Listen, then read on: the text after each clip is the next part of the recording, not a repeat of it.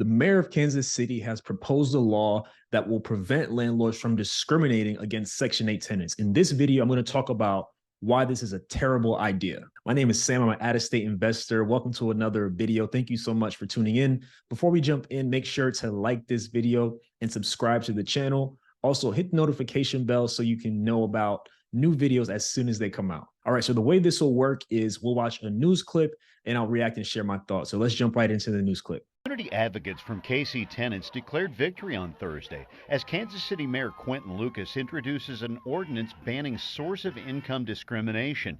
These activists say landlords have refused to accept Section 8 vouchers for low-income housing, demanding instead to know where a renter's paycheck comes from. KC Tenants says that's discrimination against people of color, tip workers, the disabled, and military veterans, among others. This is discrimination, plain and simple.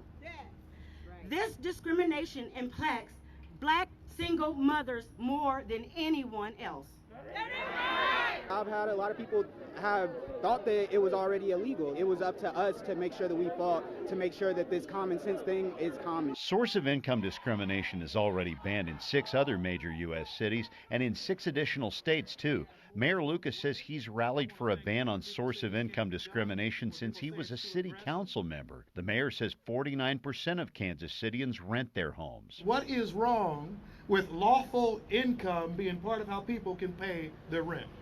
What is wrong with making sure that people of all different walks of life can have an opportunity to live in our city? All right, so that was a crazy video. And in my opinion, it's not discrimination if a landlord decides not to take a tenant because they have a Section 8 voucher.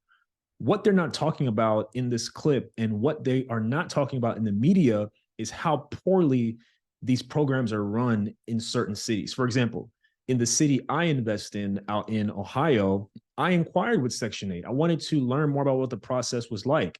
And so I called, and the next step was for them to send me an owner's packet to fill out and go from there. They didn't outline the process to me. As a matter of fact, they didn't even send me the packet. Do you think I sat down and waited for them to send me the packet or call me with more information? No. I put the unit on the market and I got a regular tenant who's been paying ever since. And so that's the part people don't talk about, how poorly that it's run in certain cities. The other part is you have to get an inspection and there's a whole bunch of paperwork you need to do before you get approved as a Section 8 landlord. And you don't get compensated for the time that you're waiting for that stuff to clear. And in some places, it could take months. It's not a quick and swift process.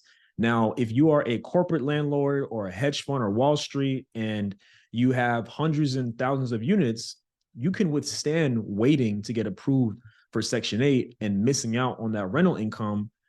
And you can pay for your expenses. You can pay for your mortgage and all those things. But the average person like you and I, the mom and pop landlord, we can't go several months without receiving rent. We have our mortgage, we have our maintenance, taxes, and insurance, right? Who wants to come out of pocket for that? So there are really not too many incentives for landlords to participate in Section 8. I think landlords should be compensated for the time that they're waiting to get approved. I think landlords should be compensated when there are damages to the unit. And I think landlords should always receive a security deposit, the same one they would receive with a market rate tenant. I think there should be more things in place to protect landlords and really to incentivize them to participate in the Section 8 program. I don't have an issue with the Section 8 program per se. You know, I think it's good for those who are low income or seniors who just are not able to afford rent. I get it. You know, it makes sense for the most part, but the way it's being run is really terrible. Make sure you leave a comment below. Let me know what you think. I have some more thoughts on this. So here's the other thing. There's no way to prove that a tenant is being discriminated against. For example, this is the process that a landlord goes through if you're not aware. So if you receive, let's say, 10 rental applications, you'll review their information, you'll review their pay stubs, you'll review their references and reach out to the references. If you think there's somebody good to move forward, you make sure they're making enough money and you verify all those things. And essentially, you are trying to assess as a landlord your risk. You're trying to assess, does this person have a good probability of paying based on past behavior? Does this person have good landlord references? Do they make enough money? What was the interaction? There's a number of things that landlords consider when making the choice for a tenant.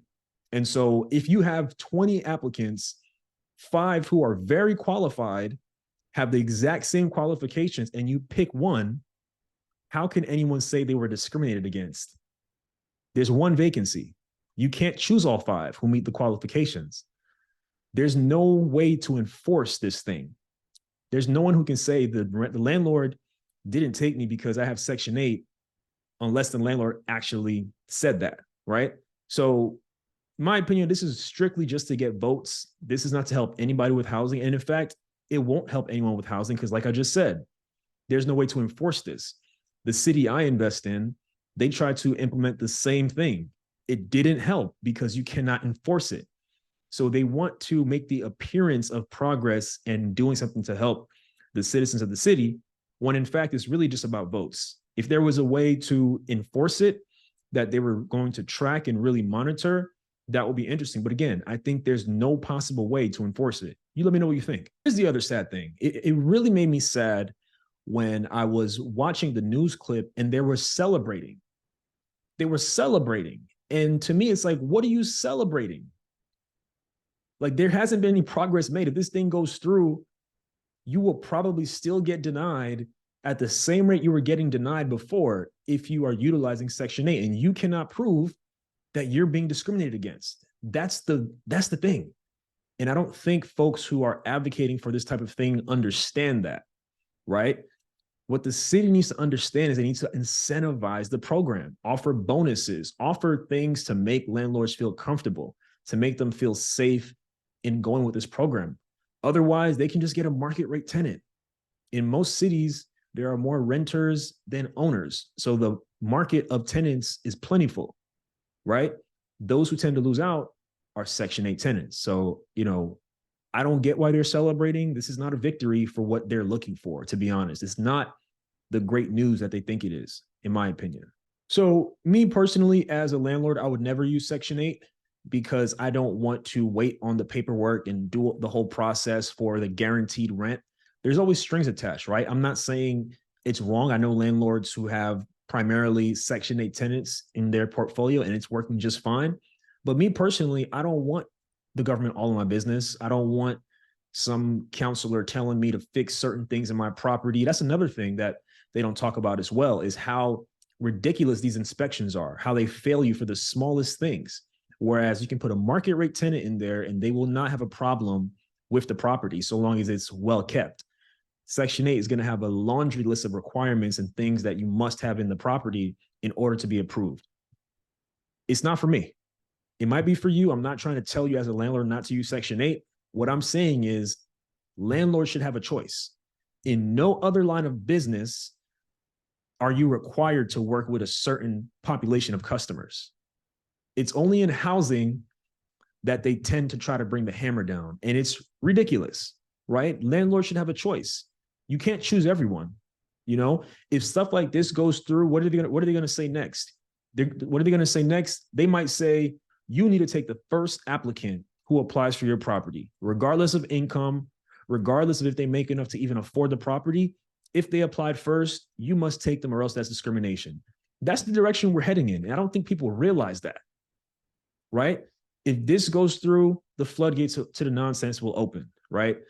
I just want to encourage you who's watching, think critically. Think critically. Don't look at things at a surface level. Always look behind the scenes. Always think deeper, especially when it comes to housing policy, laws, and so forth. Look at who's really going to benefit. Again, the big corporate landlords, they won't care. They can withstand the red tape, the paperwork, and all the stuff of Section 8. The average mom and pop investor who has maybe 1, 2, maybe even 4 properties, we can't go that long without getting paid. And we may not want to deal with the administrative nightmare that is Section 8 in most cities. We should have a choice. So you let me know what you think. Leave a comment below. If you haven't downloaded my free guide, make sure you click the link in the description. It's completely free and will help you start coming up with your plan for success for 2024. If you are someone who lives in an expensive market and you feel like it's impossible, consider investing out of state. If you're interested in investing out of state, I'm hosting a 4-week workshop starting January 17th. we're going to talk all about how to get your first out-of-state investment property. So how to build your team, how to finance the property creatively, how to find the right city, and so much more. Go to outofstatemoney.com/workshop or click the link below in the description. All right. Please make sure you like this video. Make sure you subscribe to the channel. And also check out this video. It has some important updates about the FHA loan. And I look forward to hearing from you. Thank you so much.